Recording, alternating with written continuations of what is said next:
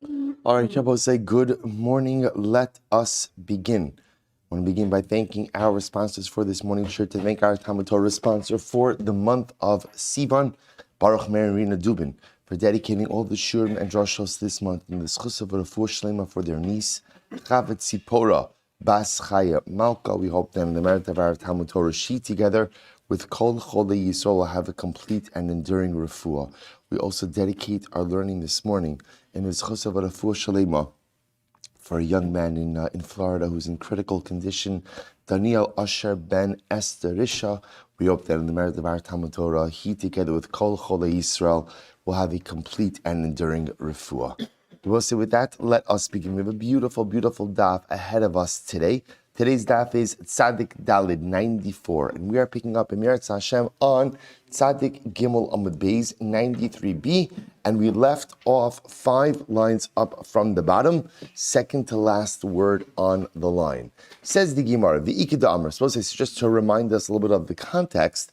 We were speaking about over here, or I should say we began the sugi yesterday, about whether or not an Eid Echad is believed when it comes to a situation of Yevama. In other words, what we have ascertained over the course of the last couple of days, or what we've been focusing on, is the believability or reliability of an Eid Echad to testify that a woman's husband died so as to allow her to go ahead and remarry.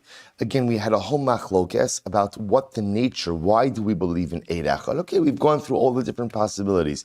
Mishum Miguna, is it Hora'as Bezdin? Is it just a license for her? The Gemara then, towards the end of yesterday's daf, asked kind of a variation. Isn't Eid Echad believed to say that ultimately the brother-in-law died in order to allow a woman to now marry anyone? So in other words, to illustrate, Rachel is married to Ruvain. Ruvain died.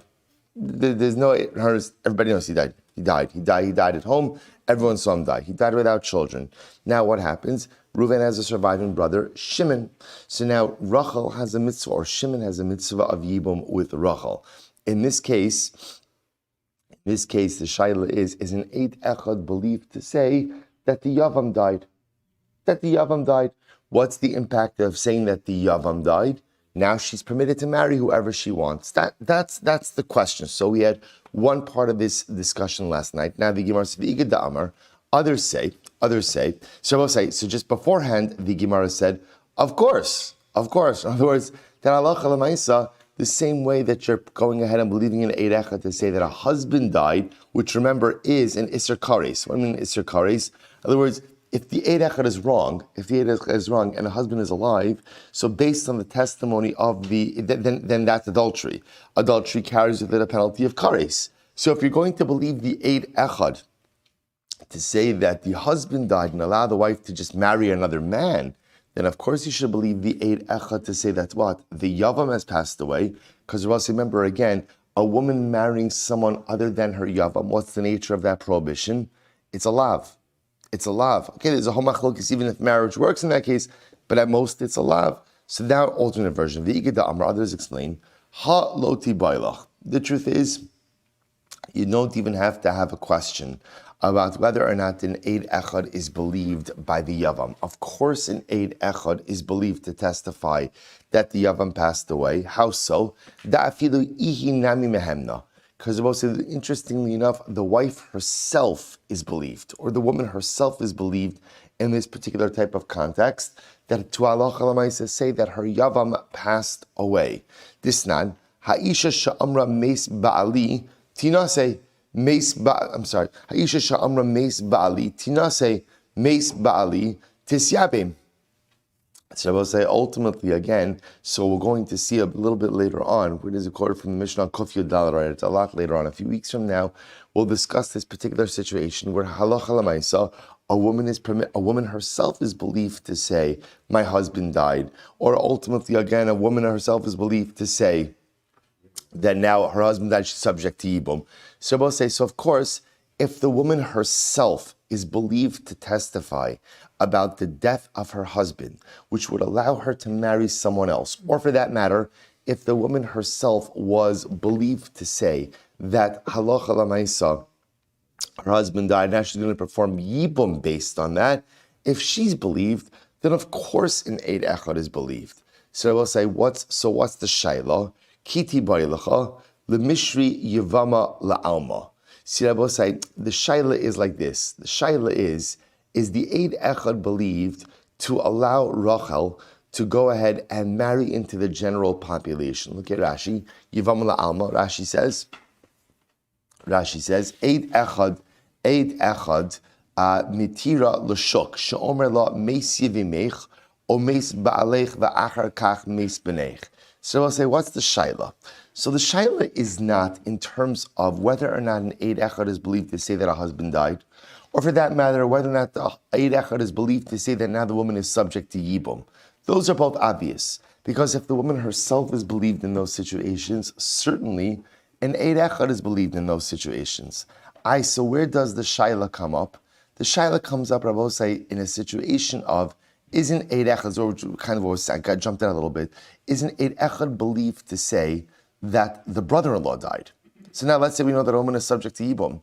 Is the Eid Echad believed to say the brother-in-law has died, and now halacha l'maisa, she, call her Rachel, is permitted to marry into the general pool, the general population. That's what Rashi says. Last Rashi on the daf, Yevamos la'alma, Eid Echad matira l'shuk, she'omer la meis yivimech. The Eid Echad in this case is allowing her to marry into the general marriage pool, because the Eid Echad is testifying and he's saying, your Yavam, your brother-in-law has passed away. What's the halacha in that situation? To which the Gemara says, my time of the Eid Echad. What's the reason in general why we believe in Eid Echad? Mishum demilsa da'avidi ligluye lo meshaker. So I'll say this goes back to yesterday's daf. So do we say, in general, the reason we believe in Eid Echad is why?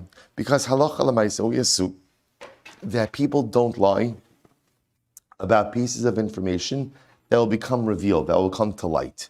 People only lie about things that they can get away with. So since in this situation, if the Eid Echad shows up and tells Rachel that your brother-in-law Shimon passed away, and now you're permitted to go ahead and marry into the general marriage pool, someone's not going to lie about that. It doesn't make sense, because lying that someone is dead is something, and if they're not, is something that will become found out, right? So therefore, again, an Eid Echad, so that's why I both said, just like an Eid Echad is believed to tell a woman, your husband is dead, because Lamaisa we assume he's not going to lie about something that will ultimately come to light, so too he's believed to say to Rachel, your brother-in-law Shimon has passed away, and therefore you're permitted to marry into the general population. O Dilma, the other possibility is, the other possibility, no, I'll say, is why? Can we keep going back to the same tension? That why do we believe in Eid Echad? I will say it's not really because we believe in Eid Echad, but we do something fascinating. I mean, we do, but here's what we do. Essentially, the way it works in Eidos is that the responsibility of fact-checking and the responsibility of establishing truth rests upon the Eidim. In a general case of two Eidim. Perhaps by Eid Echad, what we do is we shift that onus from the Eidim to who? To who? To the woman. To the woman. And to say, an Eid Echad is enough for us to say there's some level of credibility, but it's not enough to really establish the complete credibility or veracity of this claim. Instead, what we'll do is we'll shift that onus to you, assuming that you, woman, are going to do the fact-checking, that you are going to go and really do the investigation, because remember, you have everything to lose if you're wrong. So perhaps that's why we go out and we believe Eid Echad. To which the Gemara says, O Dilma, last line, Tzadikim Moabes, O Dilma, Taima de Eid Echad mishum de'ihi daiko min sabah, because normally we assume that, right, we believe in Eid Echad because she's going to investigate before she gets married. Listen to this. Vaha lo daiko min sabah. But in a case where the Eid Echad comes along, and what?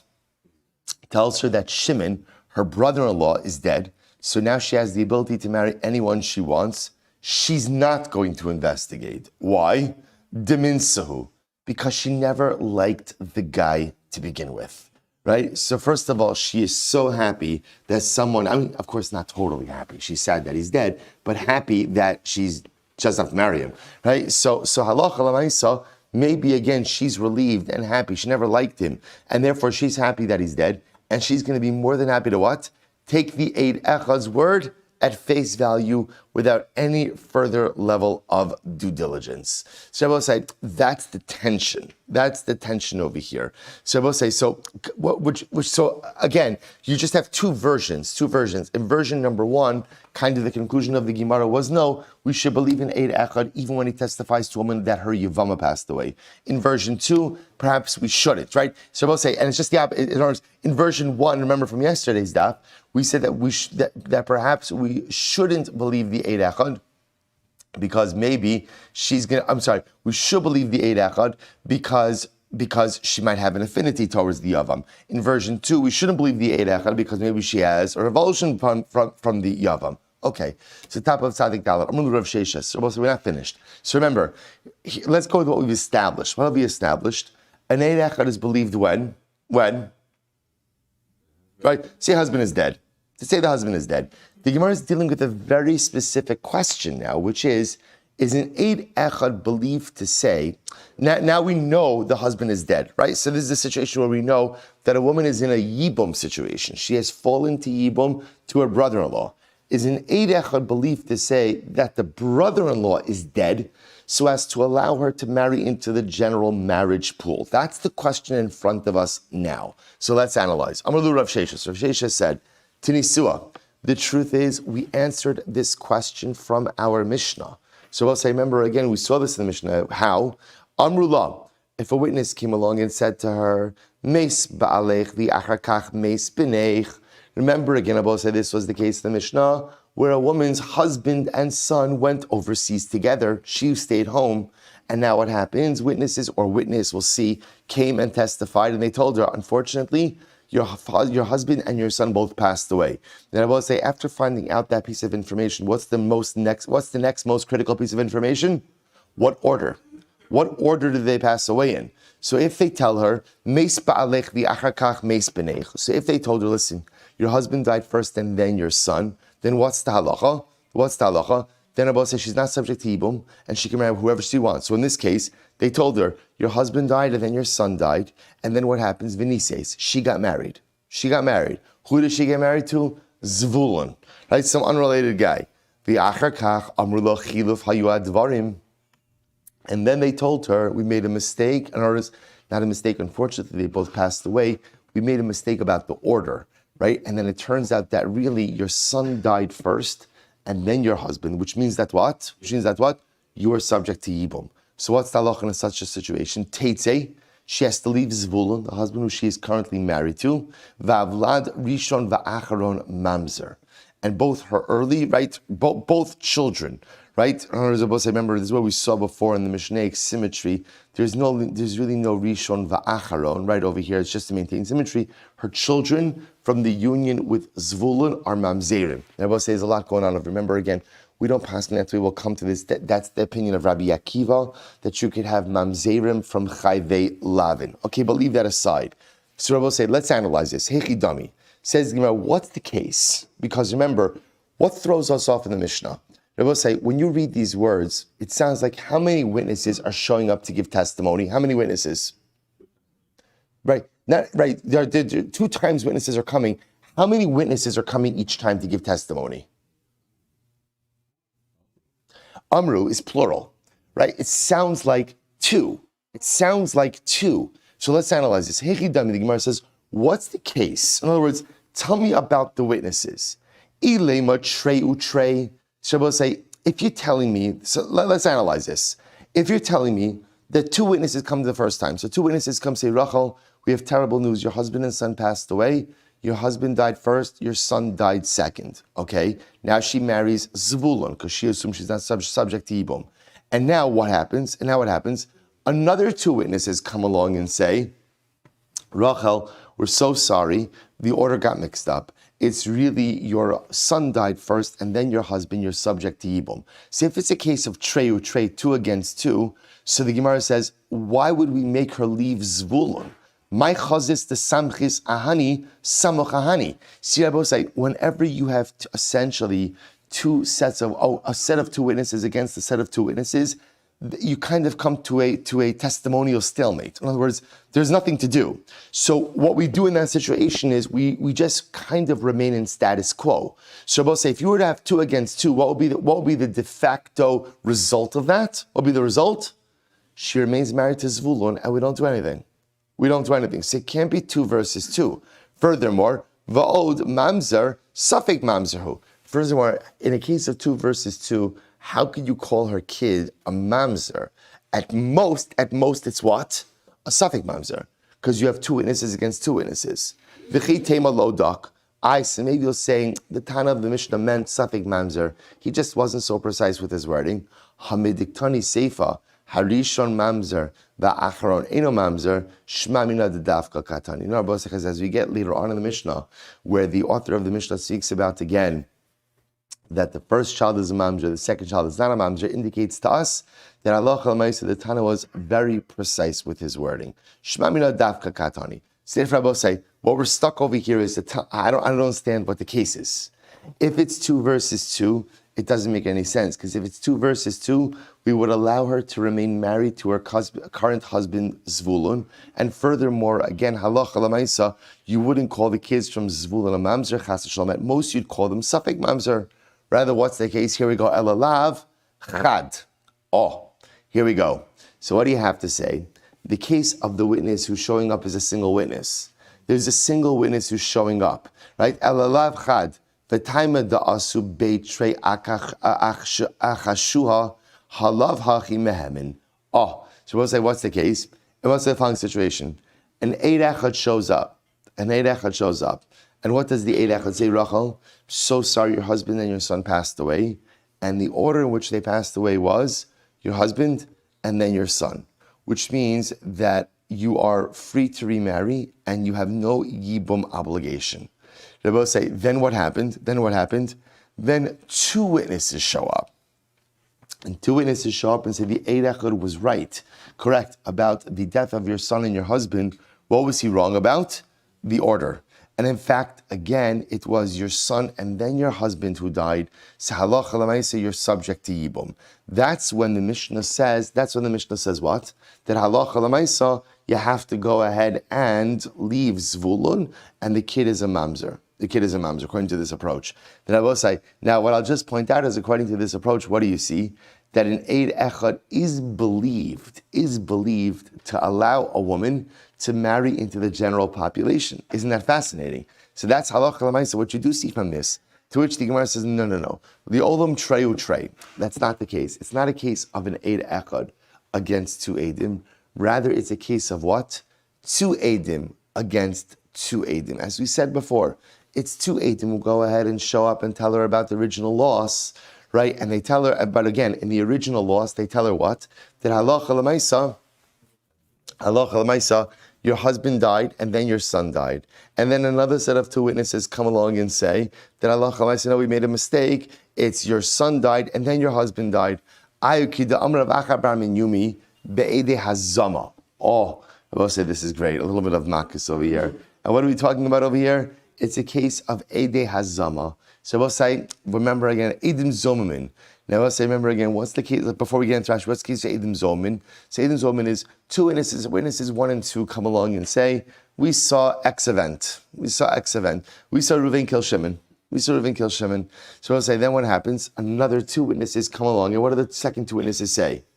Right? You could not have, the second 2 witnesses, what we call the Mazimin, they aren't coming along and at all arguing about the event. What they argue on, or what they come to say is, witnesses A and B, there's no way you guys saw that. Because at that particular time, imanu hayisem, you were with us. So you could not, there's no way that you witnessed that particular event. Fascinating. Sefer will say, watch this. So the Gemara is suggesting like this is so fascinating. So what's happening over here? We'll say, remember again, let's go back. The reason we were reluctant to set this up as a case of 2 witnesses against 2 witnesses was why? Because the net effect of 2 against 2 is what? Status quo. In which case, she would not have to leave her current husband, Zvulun.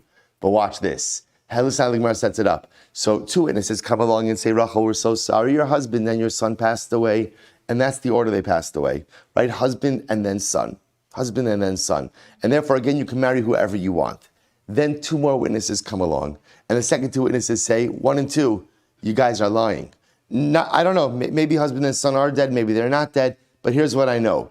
You could not have seen that event for you were with us. Now, both say, what happens effectively when the first two witnesses become Eidim Zomin? What happens? So both say, now Rachel has no testimony at all about her husband or her son. So both say, if she has no testimony about her husband or her son, then what's her status? Married woman with a child.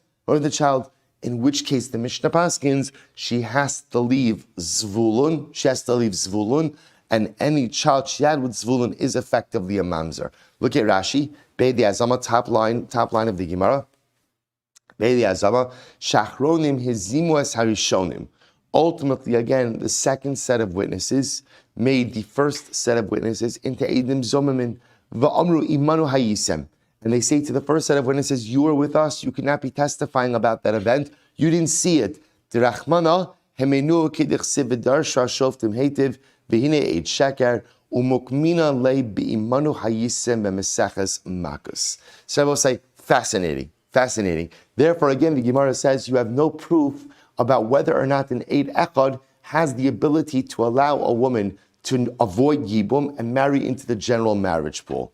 This is just fascinating, by the way, because up until now we thought our whole Mishnah was Eid Echad. Here the Gemara is pointing this out, that it's possible that the case of the Mishnah is two witnesses and then Mazimin. Those two witnesses are made into Eidim Zomamin, in which case she is restored back to her established marital state. Incredible. To which the Gemara says, Amalei Rav Mordechai Rav Ashi, Amalei Rav Achal Rav Ashi, Tashma, Ein ha'isha ne'emenes lomar meis Yevami, she'enaseh. So we'll say, listen to this. We have a brisa. The brisa says, a woman is not believed to say, my Yavam has passed away, so as to allow her to marry someone else. Suppose say, so again, this is a case of where we know husband died, Reuven died. Rachel now falls to Yibum to Shimon. What the brisa is talking about is Rachel shows up in Beis Din, Shimon died.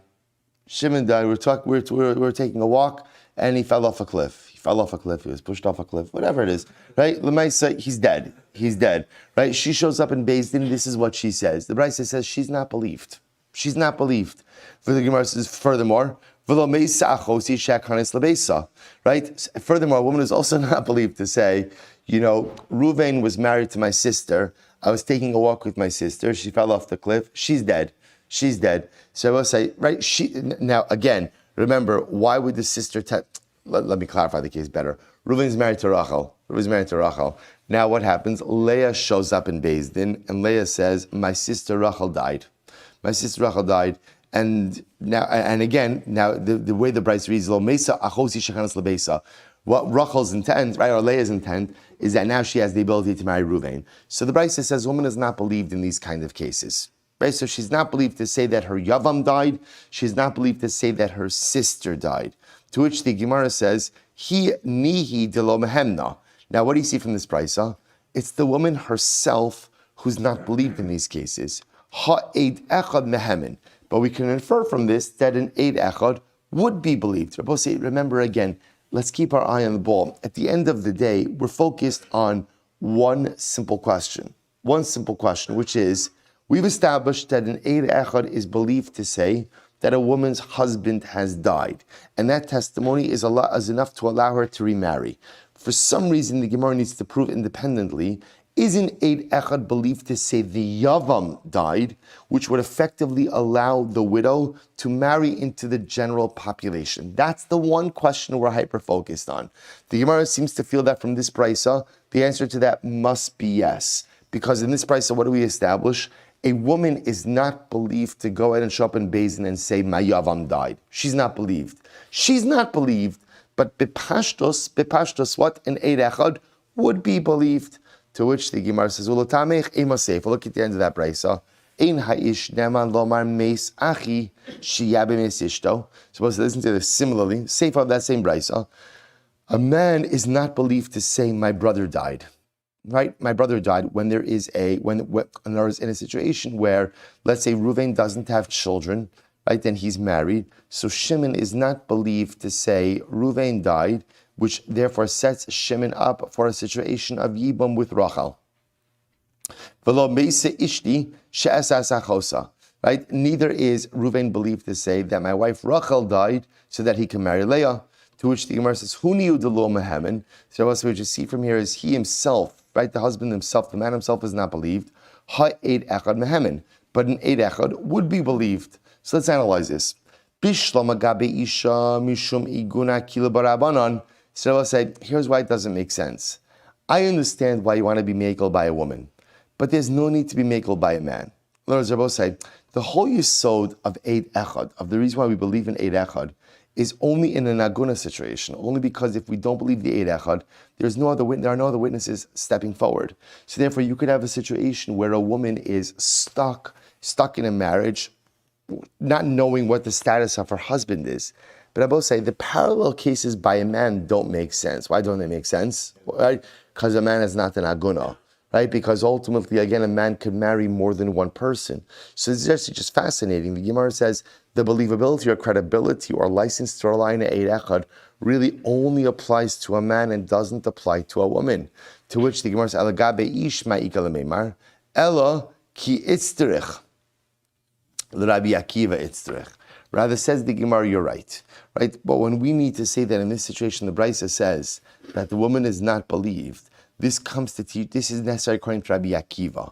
Why Rabbi say, what does Rabbi Akiva say? So the Gemara says, Sakadai Tchamina, Hov Am Rabbi Akiva, Yesh Mamzer Mechayve Lavin. See, Rabbi say, since Rabbi Akiva himself holds that halacha l'maisa, there's mamzer from Chayve Lavin. Rabbi say, remember again, this is the unique sheet of Rabbi Akiva, which is a double-sided sheet. On one hand, Rabbi Akiva holds, Ein Kiddushin Tovsin B'Chayve Lavin. You can't affect marriage, even with someone who is just prohibited to you by a lav. That's the first part. And then the corollary to that is what? That halacha l'maisa, if you marry someone, or if you have a child with someone who is prohibited by a lav, the offspring is a mamzer. So you might have thought that what? Ema chaysha akil kula dezara v'daika.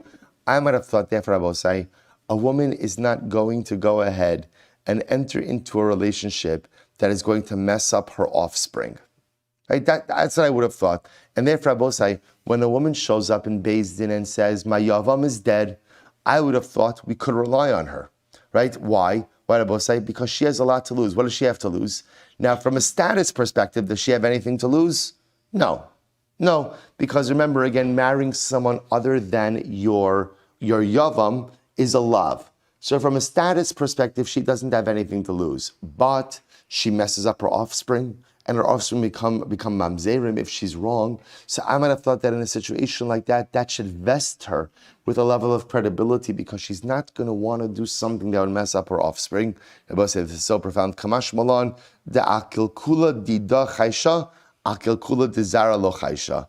To which the Gemara says no. She's concerned only with things about herself, but not necessarily with things that concern her offspring. I will say, by the way, such a profound Gemara. See, none of us would ever consciously admit that we would ever do anything to adversely impact our children. Yet I will say, if you think about it, many times we do things that only serve our own purposes and that adversely impact our children. We make lifestyle decisions. We allow things into our homes. We go ahead and we engage in certain behaviors. We do certain things in front of our children. And lemaisa, it negatively impacts them. Now, not often, not malicious. We don't think about it. We don't think about it. But lemaisa, as beautiful as it is to think that a parent would never do anything to actively compromise their child, sometimes it's just pashat not true. And the Gemara says over here, she's concerned, and this is not like a man-woman thing, this is a human being thing. She's concerned at the end of the day with that which will compromise her status, but not necessarily worried about that which will compromise her children. Very profound. And therefore, again, according to Rabbi Akiva, we wouldn't believe her in that case. Now, we're going to discuss separately, Rabbosai, halacha l'maisa, what a woman herself is believed, not believed. We'll get to that. That's not our sugya right now.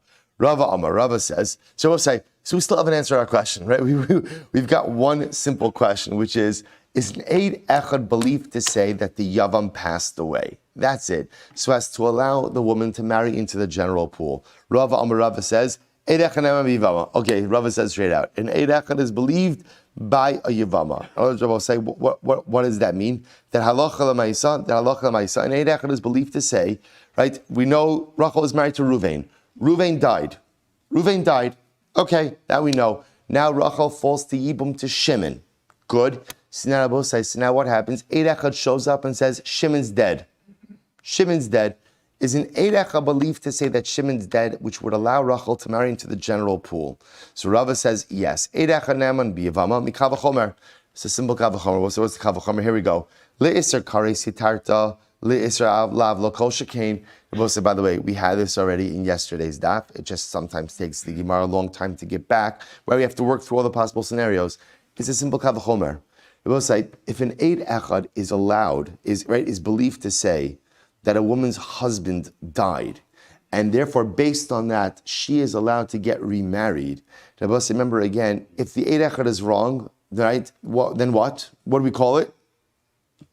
Adultery, right? Adultery carries with it kares. So if you're going to believe in Eid Echad when it comes to an Isser kares, certainly you should believe in Eid Echad when it comes to what? A lav. Because remember again, Abosai, marrying someone other than your Yavam at most is a lav. So therefore, Rava says, of course, the Eid Echad is believed. So again, one of the rabbis said to Rava, it's not necessarily a good kavachomer, and I'll tell you why. Look at the case of the woman herself. Based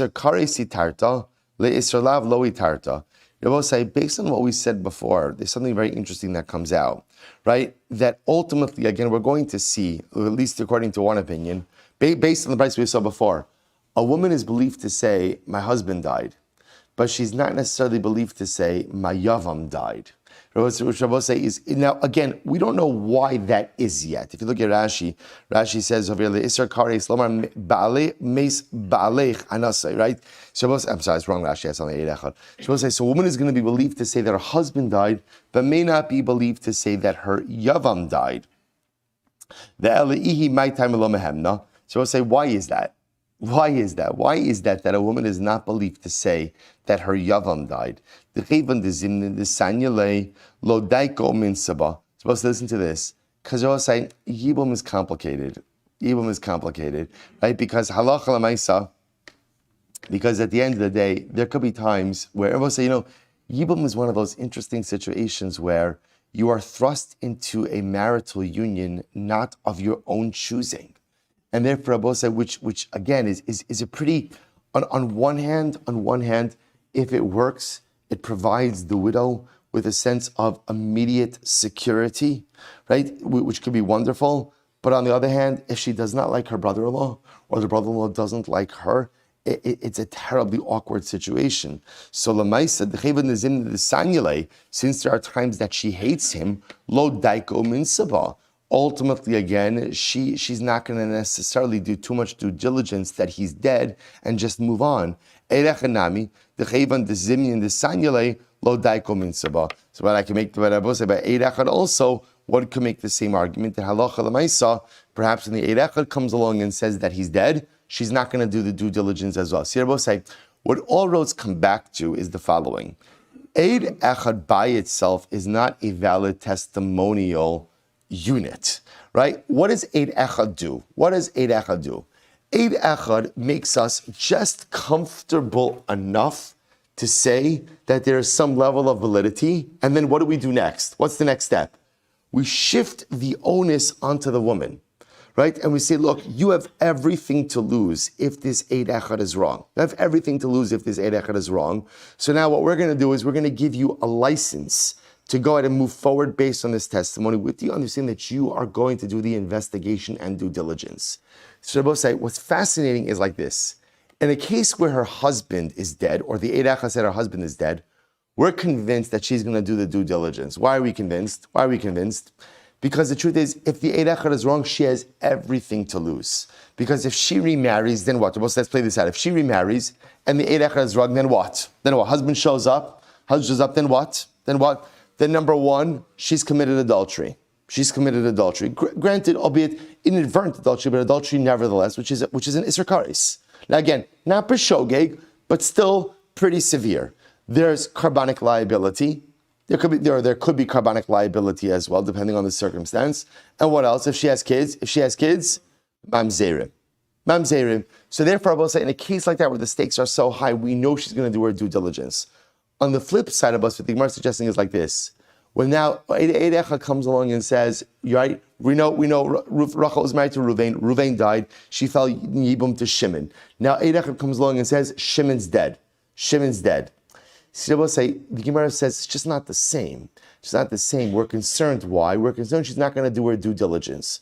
Why is she not going to do her due diligence? Let's go through the factors. Number one, why not? Number one, why not? According to the Gemara, she hates the guy. Now again, that's not always the case, but it's a possibility. And she's relieved that he's dead. I know it sounds terrible, but Lamai said not that she's relieved that she's dead. She would have wished him a long life, but she has no want. She doesn't want to be married to him, right? So ultimately, again, there may be a compelling reason over here that she's quote unquote happy he's dead because now she doesn't have to marry him. Number two, what's the worst case scenario? Even if the Eid Echad is wrong, right? Even if the Eid Echad is wrong, so we'll say, and she marries someone else, right? What's the liability on that? A lav. So what? Okay, chatos. Right, good. She'll find a good deal, right, on a sheep, right? It's a chatos, maybe, at most. Are the kids mamzerim? So according to Rabbi Akiva, they are. But she listened to Shir, and she knows that we don't pass like Rabbi Akiva, right? He's a das yachid. So therefore, again, kind of her, what's the word? Not liability, but her exposure, right? Her exposure on this is very limited. And therefore, the Gemara wants to just and that's dangerous. You see, the only way to really rely on Eid Echad is when you have significant exposure. Because in that case, if you have significant exposure, then we're confident that what?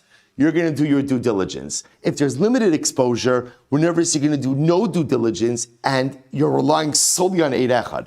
So I'll say, that's so interesting that the Gemara seems to kind of end off by saying we wouldn't believe in Eid Echad in a case of where he's testifying that the Yavam, Shimon, passed away. Now we'll say, we'll just tell you, the Rambam Paskins in Hilchos Yibum B'Chalitza, in Perek Gimel Halacha Hey, listen to this. He says, Ne'amon Eid Echad laha'ili v'mishemes b'aylam misevemes apiv. The Rambam Paskins, an Eid Echad is believed. Just like an Eid Echad is believed to say that the husband died, an Eid Echad is believed to say that the Yavam died. Essentially, I will say, in all of these cases, we paskin an Eid Echad is believed, because I will say, we assume that even with a lav, a woman recognizes the onus is upon her, and therefore halacha l'maaseh she's going to do her due diligence. Also, I will say, the kal v'chomer itself is a solid kal v'chomer. If you're going to believe in Eid Echad, at the end of the day, to allow an Isser Kares, you have to believe in Eid Echad to allow an Isser Lav. And therefore, the Rambam Paskins, halacha l'maaseh, an Eid Echad is believed ultimately to say the husband died, and an Eid Echad is also believed to say that the Yavam died. Beautiful. Let's go weiter. Says the Gemara, Zeh medrash darash Rabbi Elazar ben Masya. Shabbos, remember again, this was the last part of the Mishnah. So the last part of the Mishnah read as follows. This case of where halacha l'maaseh, this was the case of Amrullah Meisba'alech bin Iskachavacha Babaila Mutaris Lachsrolo. Afa Pishna Slachron. So we'll say this was a case where halacha l'maaseh, Eid Echad showed up, told Rachel, your husband died. Rachel said, okay. She goes to Shimon, not a Yavam, right? Another guy, and she receives Kiddushin from Shimon. So now what happens? Then husband number one comes back. Good. So what do we say? She goes back to husband number one, nothing doing. Rabbi Elazar ben Masya said, even if husband number two, Shimon, gives her a get, that get is a nothing and would not even preclude her in the future from marrying a Kohen. Based on the drasha, we'll say, what was the drasha? The drasha was, V'isha grusha mi'isha. Pasuk said it is only a woman who is divorced from a man who is ineligible to marry a Kohen. And dafko mi'ish means from a man who she was married to. But if she just had kiddushin with Shimon and there was no valid marriage, then halacha l'maaseh, she's not usher to the kunas. It says the Gemara. Shabbos, I'll just point out. So the Gemara says over here. Fine. So it says, let's go. It says Gemara. Amrav Yehuda Marav. Havelei Rabbi Elazar lemedrash bab marganisa v'darash b'chaspa. Rabbi Elazar could have darshaned such a beauty, such a gem from this pasuk, and instead all he darshaned was a pottery shard. Okay, so my Marginisa, Rabbi say, what could have been the gem that he darshaned from this pasuk? The Sanya Ve'isha Grusha Me'isha. Rabbi say, Torah is speaking about over a Kohen. A Kohen is not permitted to marry a woman who is divorced from her husband. Now we'll say, now obviously the pasuk is redundant, right? Why is the pasuk redundant? Because who else is a woman divorced from? Right? In other words, just say V'isha Grusha Lo Yikachu. Why V'isha Gerusha Me'isha? So in our Mishnah, Rabbi Elazar ben Masya darshans it to say that only if she's divorced from a man whom she was fully married to, is she considered to be a divorcee. So in the case of our Mishnah, she was never married to Shimon, and therefore she's not considered to be divorced from Shimon. Rabbi Yehuda says, Rabbi Elazar ben Masya could have made such a better drasha. What's the better drasha? Watch this. Afil alone iskarsha ela miisha psula lekuhuna v'hainu reach get the post. We'll say, watch this. What about a woman who was only divorced from her husband, but permitted to no one else? So we'll say, what's the case? Watch this. Let's say a man gives a get to his wife, and he says, this is your get, al minas, on the condition that you are not permitted to any other man. Rashi says, Gon shekasav laget va'amar la hariat mikoreshes mimeni v'iat mutares l'chol adam. Right? We're divorced, but you are not permitted to any other man. So we'll say, what's halacha with such a get? Doesn't work. I will say the whole essence of a get is hariat mutares l'chol adam. Right? Marriage and divorce are opposites. Right? In marriage, a man has to say hariat mikudeshes li kidas Moshe v'Yisrael. And in divorce, the most important phrase in the get is v'hariat mutares l'chol adam. You are permitted to any other man. So if a man makes a get, gives a get, and he gives with a t'nai that you're not permitted to any other man, such a get is invalid. They both say, but as much as it's invalid, it has what's called a reach haget, the scent of a get. And I will say that is enough to make her into a gerusha, into a divorcee for kohanic purposes. So even though such a get would be invalid, a Kohen would not be permitted to go out and marry such a woman. I both say, what is that drasha based on? V'isha gerusha me'isha. Even if a woman is only divorced from her own husband, i.e., she has this invalid get, and all the get did was divorce her from her husband, but didn't permit her to anyone else, as much as it is an invalid get, it has the scent of a get, the shemetz of a get, and therefore Allah would preclude her from marrying into the kahuna. So Rabbi Yehuda says to Rabbi Elazar ben Masya, you could have made such a better drasha, but she went ahead, right? You could have used the drasha you could have made like a gem-like drasha. Instead, okay, you did okay, right? You made a pottery drasha. All right, good. So it says the Mishnah. Another case, Misha halchu ishtola medina sayam. Supposed to now the reverse case. Right? A man is married, so Reuven is married to Rachel. And what happens? Rachel goes on vacation. So Mishalcha ishtola medina sayam, bo va'amrulo mesa ishtecha. So I'll say this. So what happens? So they go ahead and they tell her, Reuven, I'm so sorry. Reuven, your wife Rachel passed away. Right? Reuven takes it hard, v'nasa esachosa, and he married her sister. Right? He marries Leah. It's important to rebound. Right? So he went ahead and he married Leah. We're going to see how the case actually gets a bit more complicated. V'achar kach basa ishto. You know how you translate this?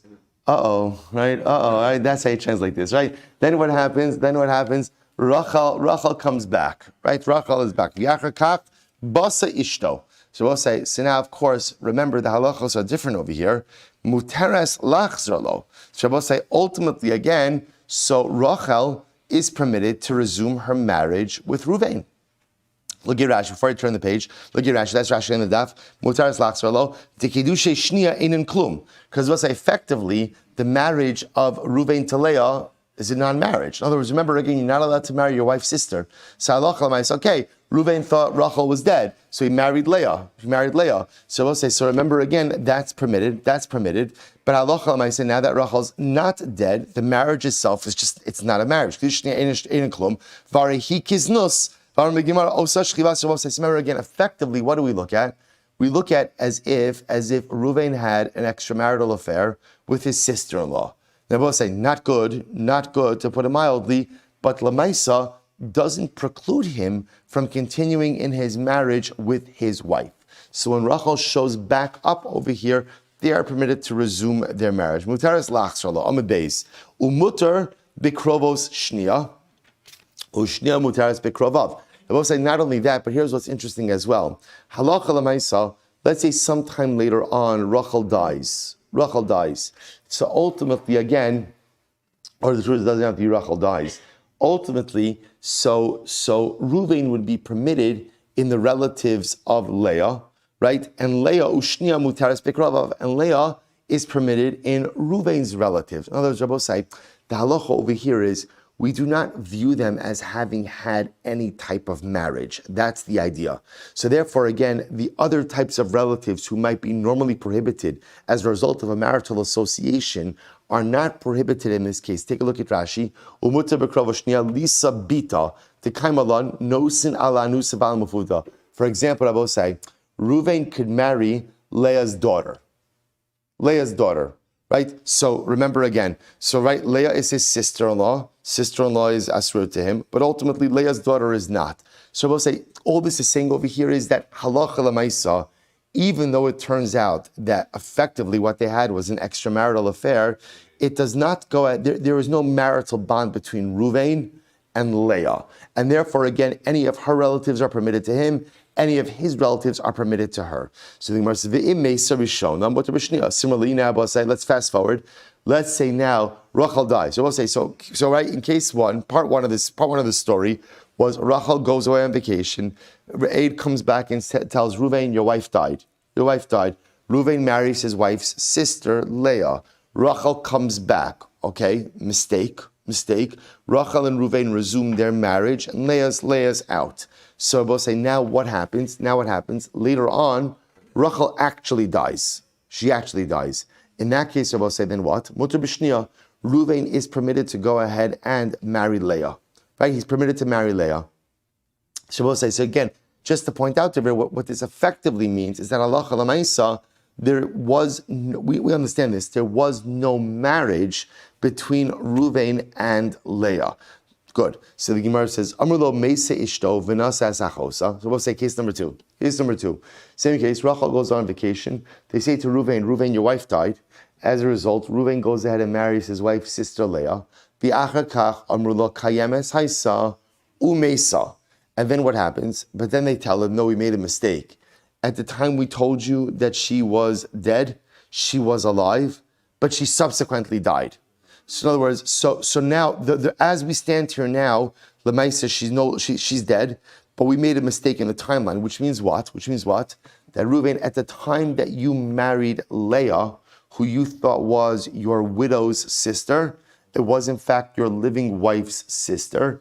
But now your wife has passed away. So what's the halacha? So the Gemara says, so Havlat Rishon Mamzer, Va'achron in Mamzer. So we'll say the earlier child is a Mamzer, secondary child is not a Mamzer. So we'll say we understand this. What does this mean, earlier or later? So effectively, if they had a child during the time that Rachel was alive, that child is a Mamzer. But any children that they had after Rachel passed away would not be Mamzerim. Okay, so Rabbi Yossi says, Kol she'posel al yedei achirim, posel al yedei atzmo. So the Gemara, Rabbi Yossi says, we'll see what this phrase means. Anyone who makes someone else puzzle, himself is puzzle. V'chol she'ein posel al yedei achirim, whoever does not make anyone else puzzle, ultimately, again, eino posel al yedei atzmo, himself doesn't become puzzle as well. Rashi says over here, b'gemar mefarish la. We'll see in the Gemara exactly what Rabbi Yossi is trying to convey. Beautiful. Says the Gemara, say, now watch this. Let's make this case a little bit more complicated, Rabbi say, because it's not just the pshat that so remember again, we've got Reuven married to Rachel, right? And ultimately, again, there's this, right? So now the case that as we saw it was, Rachel went on vacation, Rachel went overseas, right? So now then what happened? Reuven heard that Rachel died, right? We saw that Rachel died, and he married Leah, Rachel's sister. Let's throw another wrinkle on this. Who did Rachel go overseas with? With Leah's husband.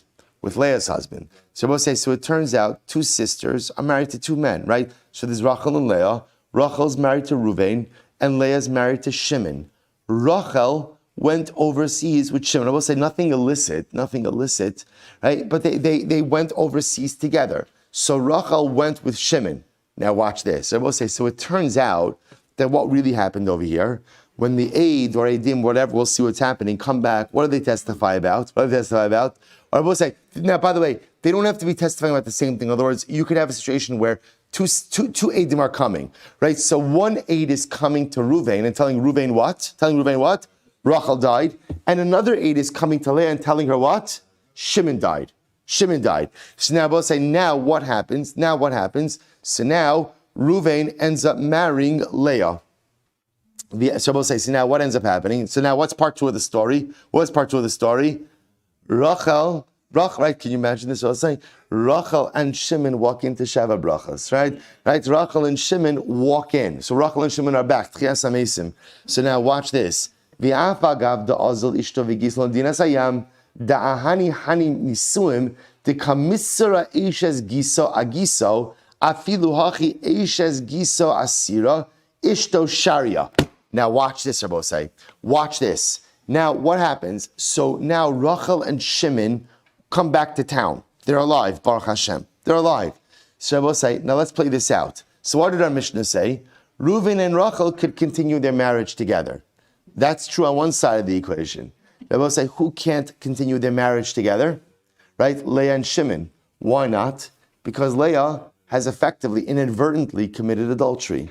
And therefore she's asur lebal and to the boel. So Rabbosai, here's what's fascinating. So you might have thought that in the same way that Leah can't continue to live with her husband, that Ruvain and Rachel shouldn't be able to continue to live together as well. Mitoch shenesra eishes giso agiso te'eser ishto alav. You might have thought, and we don't say that since Leah can't go back to Shimon, therefore Rachel can't go back to Ruvain. We don't say that. Halacha Maisa, it's two different situations, two different scenarios. And Halacha Maisa, as much as Leah and Shimon can't continue to live together, Ruvain and Rachel can. Slema Masnisin Delok Rabbi Akiva. Say that our Mishnah does not reflect the view of Rabbi Akiva. The Rabbi Akiva, supposed to say this is fascinating, because if it's Rabbi Akiva, the truth is, Rachel and Ruvain shouldn't be able to continue to live together. Why not? Get ready for this. Because Havile Achaz Krushaso. Because Rabbi say, listen to this, because Rachel should be considered the sister of the woman who Ruvain divorced. Because according to Rabbi Akiva, essentially Leah is going to receive a get from Ruvain, right? And therefore, again, Rachel, the original wife, should be considered to be like the wife of a woman whom Ruvain divorced, and therefore should be asur. How does that happen? Watch this. Disanyo, Kalaraya Shevatari Tzrichos Hemenu Get. In general, Abosai, if a man tries to marry an erva, so ultimately, again, the marriage doesn't work, and therefore you don't require a get. Chutz me'eshes ish shenasal pi bezdin, with the exception, of course, I will say, of a case of a married woman who gets married based on bezdin. So what's the case of based on bezdin? Right? An eid echad. Rabbi Akiva mosif af eshesach. Rabbi Akiva says the same thing with eshesach. If you inadvertently marry your brother's sister, because let's say they thought not your brother's sister, your brother's wife, because you thought the brother was dead, or achos isha, or the case of your sister. The chayvun dam Rabbi Akiva, baya get, say for Rabbi Akiva would say, now again, I'll point out to you, by the way, over here, that Rashi says over here, he's not sure why Rabbi Akiva adds these cases. But watch this. According to Rabbi Akiva, in this case, let's play out this case. In this case, where Rachel is going ahead, right? Rachel went overseas, and halacha l'maisa, now she comes back, right? She goes overseas. Ruvain gets testimony that she's dead. Ruvain marries Leah. Now Rachel comes back. According to Rabbi Akiva holds that Ruvain is going to have to give Leah a get, right? Why? We're not sure, but that's how he holds. So according to Rabbi Akiva, Rachel really should not be permitted to live with her husband anymore. Why? Because what's Rachel's status? Rachel is the sister of a man whom her husband divorced. And halacha l'maisa, again, you can't marry such a person. The chayvin dan Rabbi Akiva baya get, memele isra alei tahavile achos gerushaso. And since ultimately, again, Reuven has to give a get to Leah, Therefore, Rachel can't remain married to her husband because she is effectively the sister of a woman whom her husband divorced. So we have to stop over here for today. We'll pick up at Meretz Hashem. I'm sorry, we have to cover a little bit more ground. All right, so Meretz Hashem, we'll catch up tomorrow. Meretz Hashem, we'll continue with this case and continue the explanation of Rabbi Akiva. Shkoyach.